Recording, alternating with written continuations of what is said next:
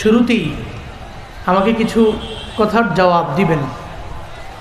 আজকের এই মাহফিলে আসার মতো, বসার মতো, কিছু কথা বলার মতো, শোনার মতো তৌফিক দিয়েছেন কে? কোনো সন্দেহ আছে? তৌফিক দিয়েছেন কে? আমাদেরকে তৌফিক দেন কে? আল্লাহ পাক। আল্লাহ ছাড়া দুনিয়ার এমন কোনো ব্যক্তি দ্বিতীয় নাম্বারে নাই, যেই ব্যক্তি চাইলেই একজন ব্যক্তিকে সুস্থ রেখে ভালো একটা কাজে শরীক করাতে পারে। আল্লাহ পাক আমাদের দিকে রহমতের নজর দিয়ে তাকিয়েছেন। এজন্যই এই সুন্দর বরকতপূর্ণ মাজলিসে আমরা আসতে পেরেছি, বসতে পারলাম, কিছু বলতে পারছি, শুনতে পারছি।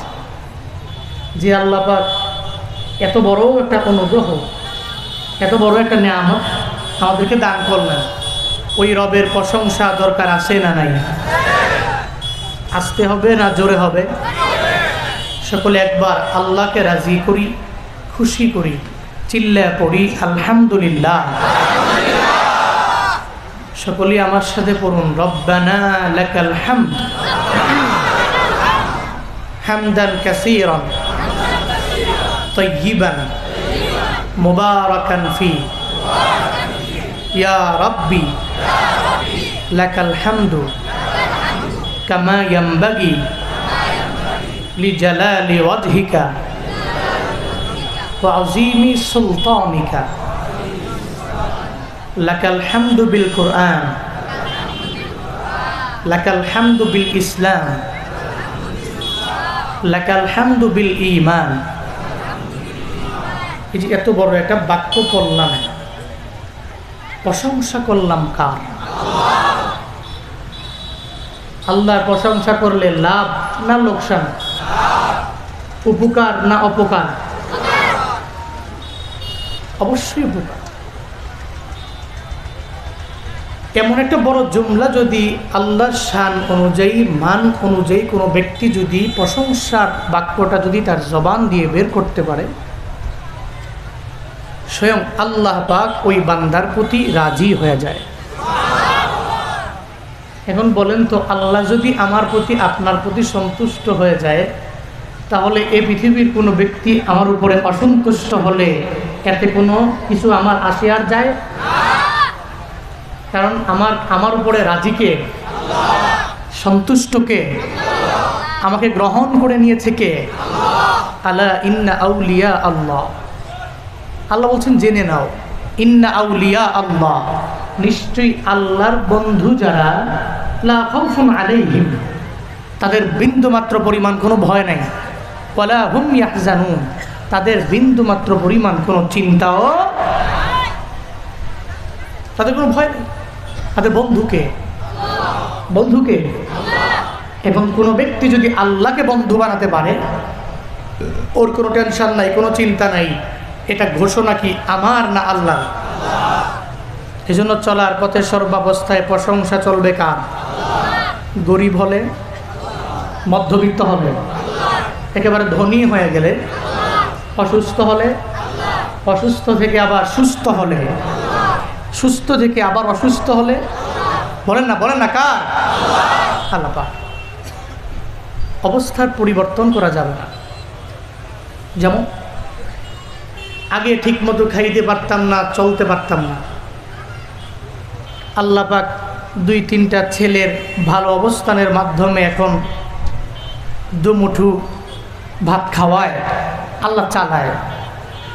আগে ঠিক মতো খাইতে পারতাম না, সকালবেলার খাবার জোগাড় করলে দুপুরে ব্যবস্থা করতে কষ্ট হতো, কিন্তু আল্লাহ পাক এখন ধনী বানিয়েছেন, এখন টাকার মালিক বানিয়েছেন, বাড়ির মালিক বানিয়েছেন, দামি গাড়ির মালিক বানিয়েছেন।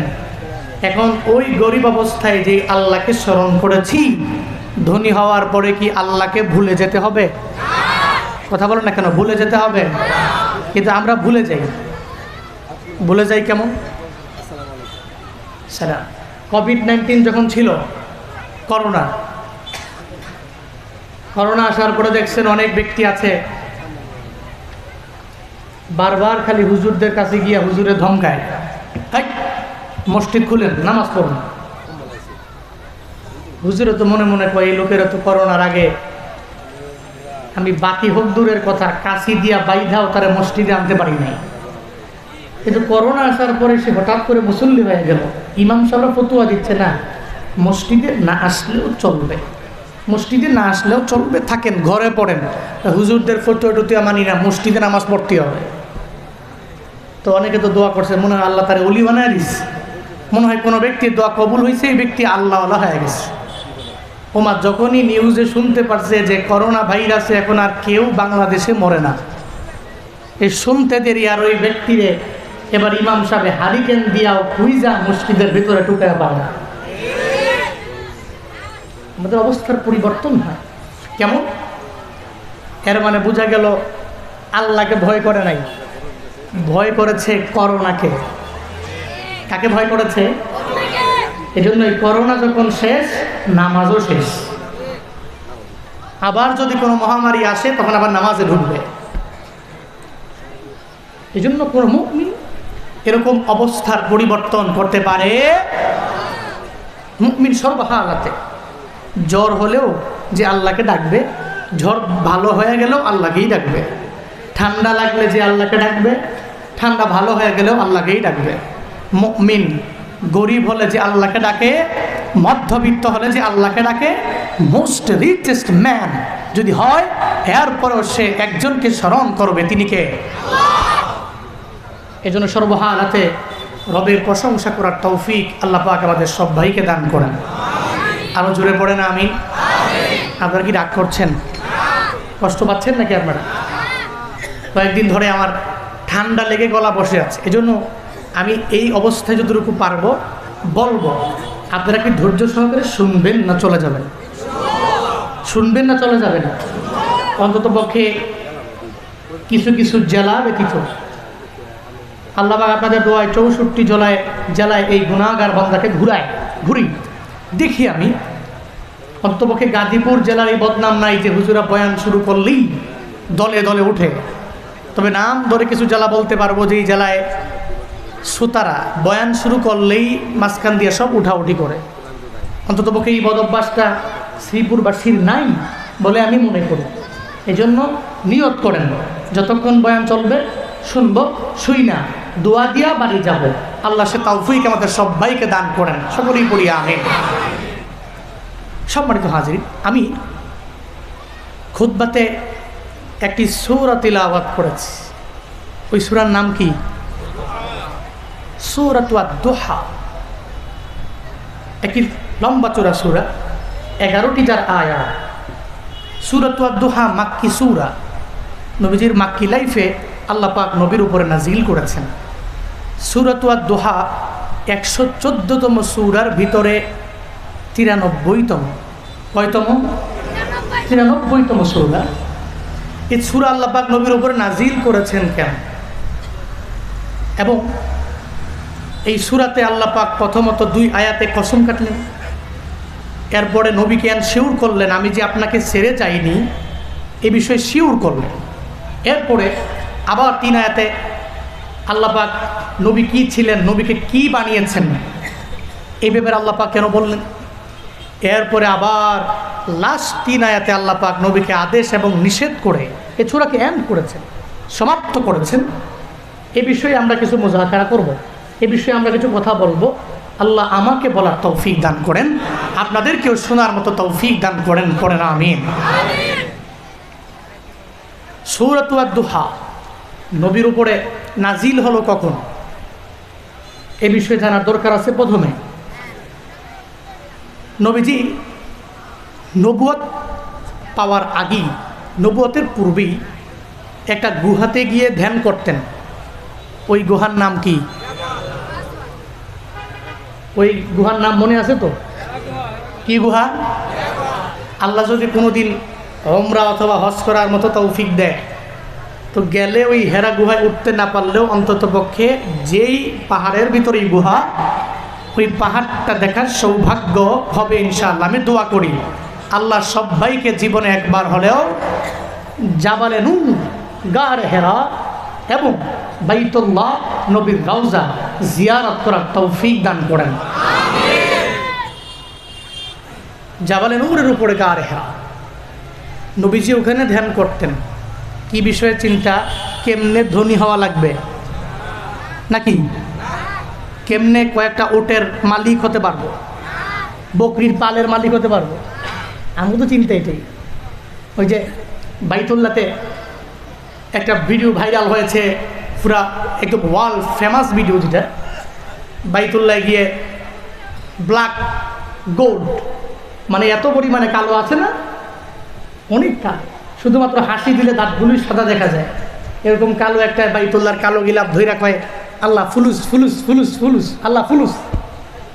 এর মানে আল্লাহ টাকা টাকা টাকা। বাইতুল্লাহর কালো গিলাপে ধরে আল্লাহ টাকা, মানে টাকা দাও, টাকা জরুরি। আমরা সুযোগ পেলে টাকা চাই, সুযোগ পাইলে খালি দুনিয়ার কথাই চিন্তা করি, কিন্তু একবার আখেরাতের কথা চিন্তা আমরা করি না, যে আখেরাতের প্রয়োজন, এটা জরুরি, এ চিন্তা করি না। নবীজি ধ্যান করতেন, কি নিয়ে ধ্যান করতেন? এই অসভ্য জাতিগুলোকে কিভাবে সভ্য বানানো যায়। নবীর জামানার লোকগুলো কি অনেক পরিমাণে ভালো ছিল? কথা বলেন না কেন? ভালো ছিল?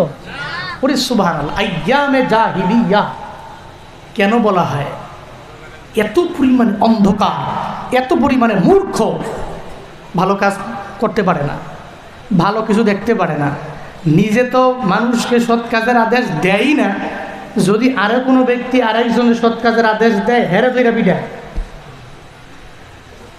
মেয়েদেরকে, কন্যাদেরকে মনে করে যে এই কন্যা আমার ঘরে আসলো মানে আমার ঘর অন্ধকার হয়ে গেল, সঙ্গে সঙ্গে এই কন্যাকে জীবন্ত কবর দেয়। তাহলে এই যোগটা কি ভালো যোগ? কথা বলেন না, ভালো যোগ? নবী চিন্তা হলো এই যুগের মানুষগুলোকে আমি কেমনে ভালো করব। গারে হেরার মধ্যে রহমাতুল লিল আলামিন বসে বসে উম্মতের নিয়ে বারবার চিন্তা কর। একদিন আল্লাহ কয়া, জিবরাইল আমার নবীর দরবারে যাও।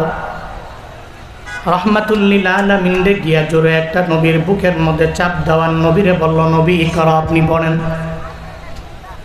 জিবরাইল আল্লাহর কথা শুনে যখন রহমাতুল লিল আলামিনের দরবারে চলে আসলো, নবীরে ধইরা বুকের মধ্যে জোরে একটা চাপ দেওয়ার পরে আমার নবীরে বলল, নবী ইকরা, আপনি পড়ুন। নবী বলেন, মা আনা বিকরি, আমি পড়তে পারি না।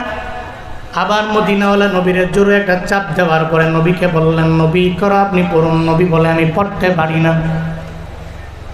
রহমাতুল লিল আলামিনকে আবার জিবরাইল চাপ দেওয়ার পরে নবী আমার বলে, আমি পড়তে পারি না।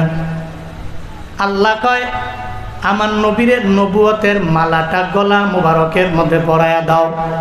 সূরা আলাকের 5টা আয়াত যখন আমার নবীর উপরে নাজিল হয়ে গেল, ইকরা বিসমি রাব্বিকাল্লাযী খালাক, খালাকাল ইনসানা মিন আলাক, ইকরা ওয়া রাব্বুকাল আকরাম, আল্লাযী আল্লামা বিল কলম, আল্লামাল ইনসানা মা লাম ইয়ালাম।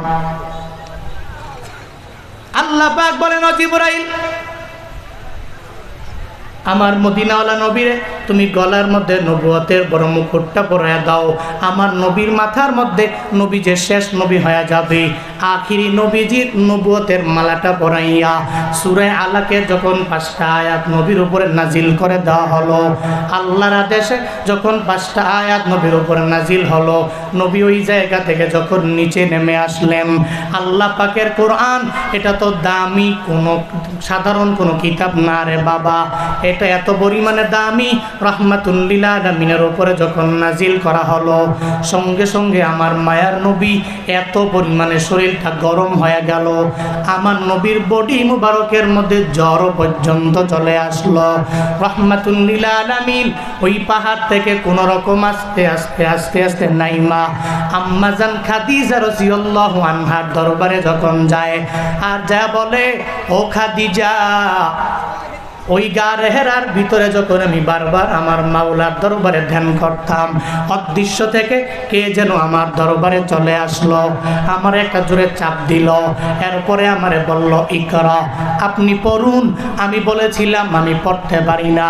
এরপরে 5টা আয়াত আমাকে শোনাইয়া ওই লোকটা আবার অদৃশ্য হয়ে গায়েব হয়ে চইলা গেল। ও খাদিজা জাম্মিলুনি জাম্মিলুনি, আমারে চাদর দ্বারা তুমি পরিপূর্ণ আবৃত করে দাও, আমারে চাদর দ্বারা আবৃত করে দাও। কারণ যখন জ্বর আসে তখন তো কোনো ঠান্ডা ভালো লাগে না, তখন বলে আমারে কম্বল দাও, আমারে চাদর দাও, এগুলা দিয়ে আমারে পরিপূর্ণ আবৃত করে দাও। আমার পয়গম্বর আম্মাজান খাদিজারে বলে, ও খাদিজা, আমার দেহ বড় ঠান্ডা হয়ে গেছে, আমার পুরা বডির ভিতরে তুমি জাম্মিলুনি জাম্মিলুনি, আমার চাদর দ্বারা আবৃত করে দাও। বিশাল বড় ঘটনা, রহমাতুল লিল আলামিনের চাদর দ্বারা আবৃত করে দেওয়া হলো।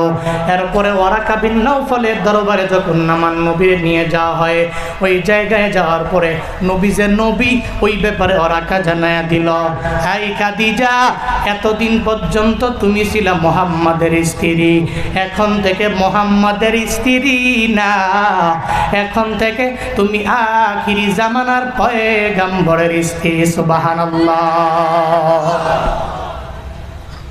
এতদিন পর্যন্ত তুমি মুহাম্মাদের স্ত্রী হতে পারো, কিন্তু এখন থেকে তুমি আখিরি জামানার পয়গম্বর শ্রেষ্ঠ নবী হযরত মুহাম্মদ সাল্লাল্লাহু আলাইহি ওয়াসাল্লামের স্ত্রী।